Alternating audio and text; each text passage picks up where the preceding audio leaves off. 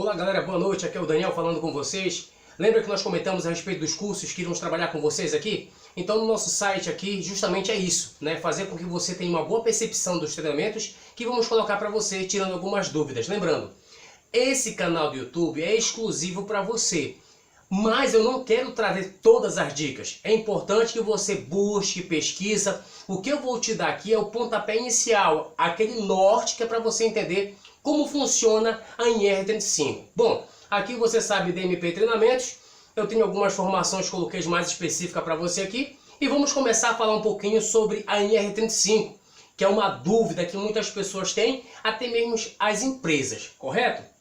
Então vamos lá. As pessoas perguntam como surgiu a NR35, né? Como ela apareceu do nada? Antigamente não se cobrava a NR35, e agora basicamente todas as empresas estão cobrando.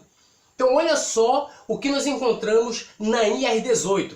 Na NR18, no seu item 18.13, ele fala a medida de proteção contra a queda de altura. Só lembrando, olha o ano, 1978. Né? Dizia no seu item, é obrigatória a instalação de proteção coletiva onde houver risco de queda de trabalhadores ou de projeção de materiais. O que nós entendemos com isso? É que antes era feito apenas um cerco, né? Ou então você isolava aquela área para evitar a queda ou para evitar a queda de materiais. Você não tinha um trabalho, você não tinha um cuidado específico.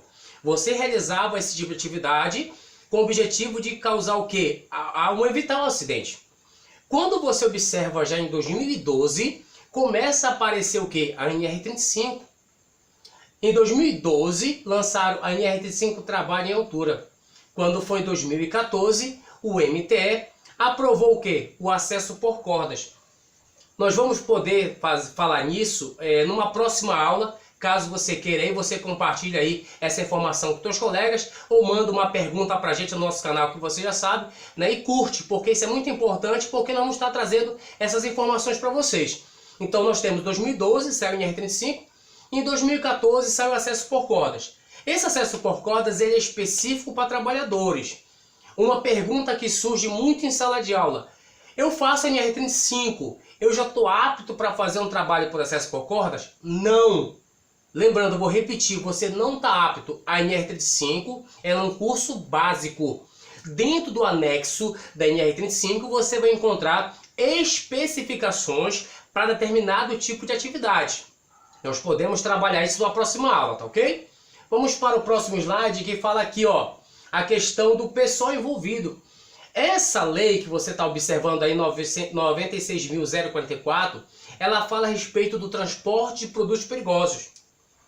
Ah, mas o que isso tem a ver com a NR35? Olha só, antigamente o motorista ele precisava subir no caminhão-tanque para fazer o quê? O carregamento do veículo, né, com combustível. E dentro da instituição, muitas das vezes, algumas empresas davam treinamento para o seu colaborador e outras não. Tanto é que no artigo 19 ela deixa claro dizendo o seguinte: olha, o condutor não participará das operações de carregamento, descarregamento e transbordo da carga, salvo se devidamente orientado e autorizado pelo expedidor ou pelo destinatário e com a anuência do transportador. Resumindo todo esse contexto, podemos entender o seguinte: o dono da empresa ou algum responsável pela empresa fazia o quê? Olha, fulano, você vai lá no seu caminhão, você faz o abastecimento e depois você leva o caminhão para determinado local para fazer o descarregamento. Fulano, coloca o caminhão em determinado local e faz a tua atividade. Era só isso, gente. Observe que na lei fala devidamente orientado. Não é capacitado, é orientado. E depois o que? Autorizado. Quem foi que autorizou? Ou o responsável ou o dono da empresa. Fulano já tem motorista, já tem um tempinho na praça aí trabalhando, então ele já sabe os procedimentos, eu autorizo ele ir lá fazer essa atividade. Olha o que a norma diz isso pra gente. No artigo 21, todo pessoal envolvido na operação de transbordo de produto perigoso, a granel, receberá treinamento específico. Isso aí partia muito da empresa. Se a empresa quisesse capacitar ou não, ou colocava aquele colaborador que já tinha conhecimento de causa. Correto até aí? Lembra porque agora estão começando a cobrar a atividade? Aí continua dizendo o seguinte, olha, na resolução 3665/2011 da ANTT, gente, ela começa a falar do que? Na seção 5ª, do pessoal envolvido, ou seja, os trabalhadores, dizendo no artigo 25, né, o condutor não participará das operações de carregamento, descarregamento ou transbordo da carga. O que a empresa agora está sendo cobrada pela NTT? Olha, capacita um pessoal específico para que ele faça essa atividade, menos o condutor. O condutor ele não vai participar dessas operações, ele simplesmente chega, abastece o caminhão e leva para descarregar. Simplesmente isso. Quando foi em 2012, saiu uma outra resolução dizendo no artigo 25, o condutor não participará das operações de carregamento, descarregamento ou transbordo da carga. Observe que nessa norma agora já aparece uma NR, normas regulamentadoras. Ou seja, eles vão começar a cobrar o quê? A NR 35. Tudo certinho até aí? Vamos continuar então. Na resolução 3.886 de 2012, ela já aparece de maneira mais clara para a gente. Dizendo o seguinte, olha, as operações de carregamento, descarregamento e transbordo de produtos perigosos devem ser realizadas atendendo às normas e instruções de segurança e saúde do trabalho, estabelecido por quem? Pelo Ministério do Trabalho. Então, hoje, o colaborador que vai fazer uma atividade que ele precisa estar em determinada altura, a NR 35 ela estabelece que ele tem que passar por uma capacitação.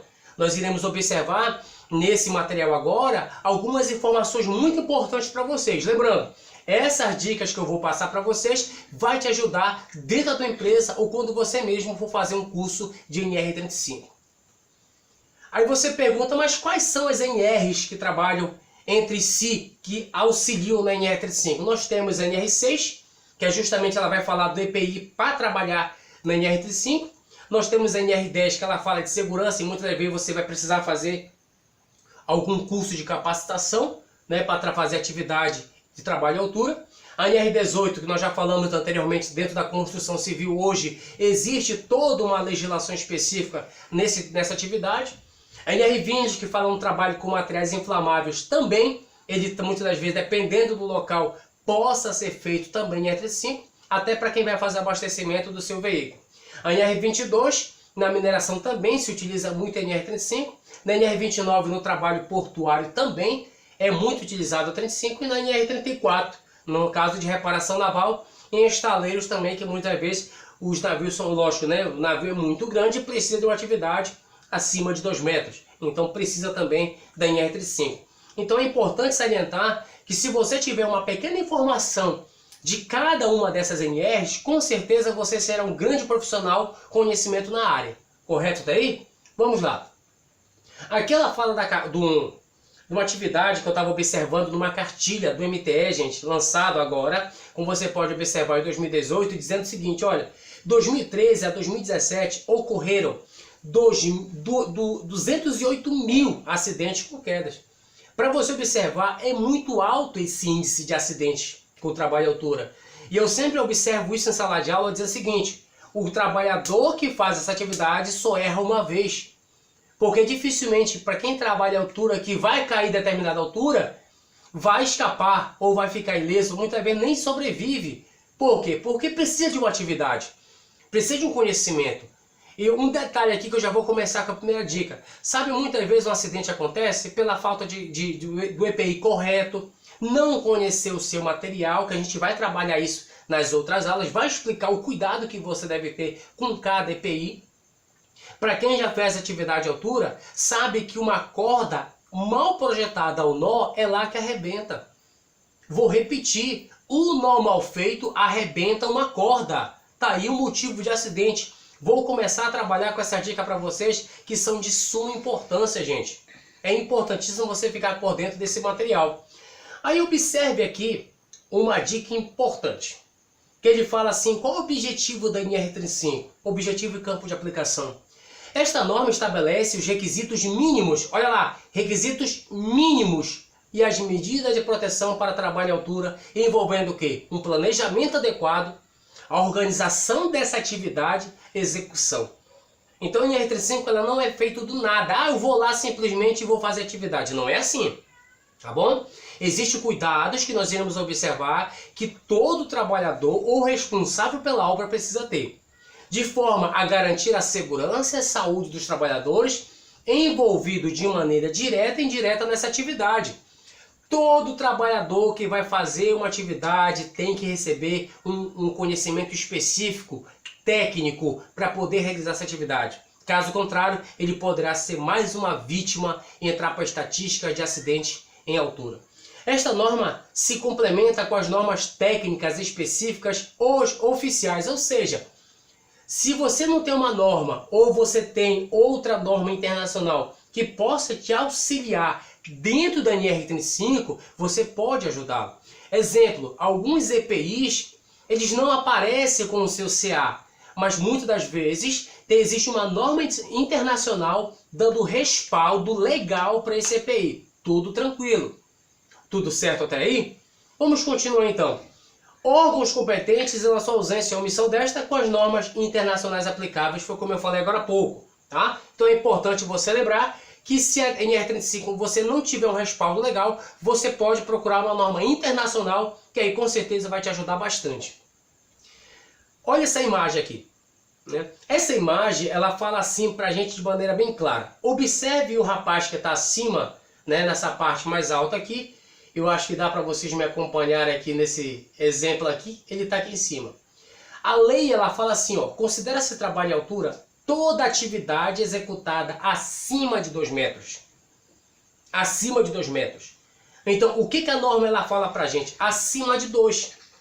É necessário utilizar o EPI, ter capacitação? Sim. Ah, mas Daniel, a minha empresa aqui, ela não trabalha com 2. Ela trabalha com 1,80 m. Tá certo? Tá. A minha empresa trabalha com 1,60 m. Ela já começa a dar os EPIs. Tá correto? Tá. Não tá errado. O que ela não pode fazer é trabalhar acima de 2 metros sem dar nenhum tipo de suporte. Vocês compreendem esse detalhe que eu estou passando para vocês? Tá? Agora, vou para finalizar essa primeira parte do treinamento. Quero deixar claro, esse rapaz que está aqui dentro, olha, desse espaço aqui, ó. Ele está no espaço também, porque a norma ela fala, ó, onde haja risco de queda do nível inferior. Então, se esse rapaz, ele está numa parte mais baixa, e essa parte mais baixa, né, tiver uma altura maior que 2 metros, ele precisa receber uma capacitação. E olha uma dica importante para a gente finalizar essa primeira parte.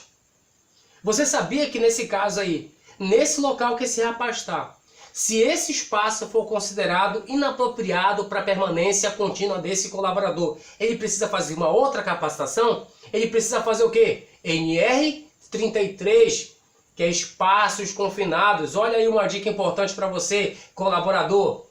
Então a NR35 ela não é 2 metros só para cima, ela pode ser 2 metros para baixo. Ó, vou repetir, ela pode ser 2 metros para cima ou 2 metros para baixo. Vai receber e precisar de capacitação. Então só para lembrar, nós vamos parar nessa primeira parte aqui e nas próximas aulas nós vamos continuar a explicar melhor como vai funcionar a NR35, tá ok? Desde já para vocês, tenham um excelente estudo e até a próxima aula, se Deus quiser. Muito obrigado.